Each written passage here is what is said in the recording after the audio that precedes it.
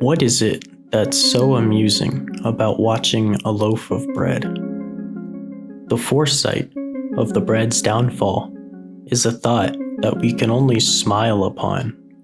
But why? Why is it that we feel this way? The bread is insignificant and only exists in our eyes, in front of us, yet it occupies our minds, consuming our thoughts, filling us with a single desire, a desire to watch the bread plummet to the ground in a blaze of absolute glory. But as we wish for this bread's downfall, how do we think the bread feels? While just a loaf, it still seems cruel in the way that we beg the gods to strike it down in an act of merciless hatred. The bread stands fighting to stay upright and receives nothing but negativity. When the bread does fall, we are overwhelmed with joy, whereas the bread has suffered nothing but the agonizing pain of defeat. We then move on with our lives, forgetting the noble sacrifice of the bread, as the entire bread's existence coins insignificant to us. And just as quickly as we've forgotten the bread, you will be forgotten as well. Who do you think will remember you in 200 years? Do you remember your great-grandparents? Do you even know their names? When they died, were you upset? Or are they completely forgotten, void from your memory? I mean, they say you die twice. One time when you stop breathing, and a second time a bit later on, when somebody says your name for the last time. But when put into perspective, who will ultimately be the one who comes out on top? The one who laughs the final laugh? The bread, who we think we have forgotten, always seems to come back. Just when we think the bread is the last thing on our minds, we are reminded of the bread once more.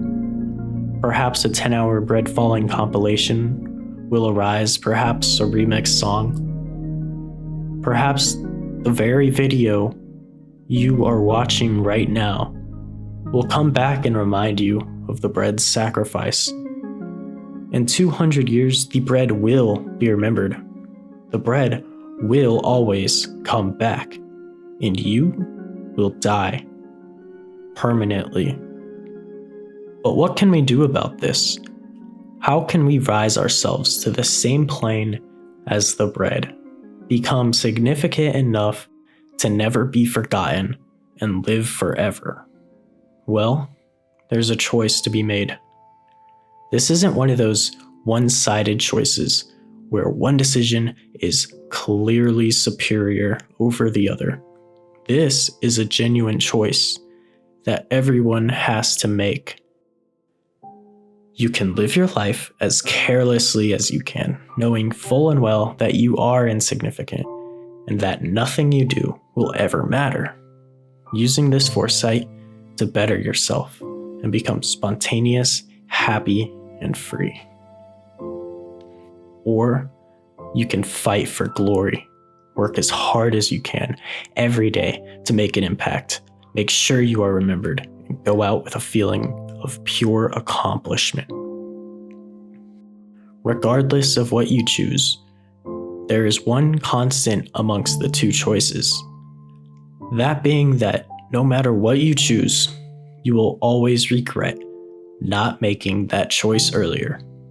Much like the loaf of bread, fighting to stand upright, you will regret fighting commitment to your choice. Just like when the bread inevitably fell, you will inevitably have to choose.